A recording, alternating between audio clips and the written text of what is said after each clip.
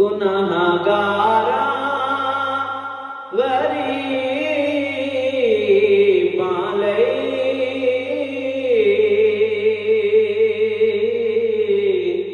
ਦਿਨੇ ਰਾਤੀ ਦੁਆ ਮੰਗਣੀ।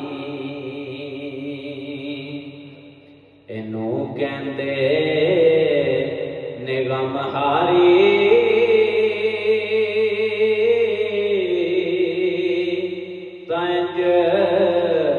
ਗਮਹਾਰ ਹੁੰਦੇ ਨੇ।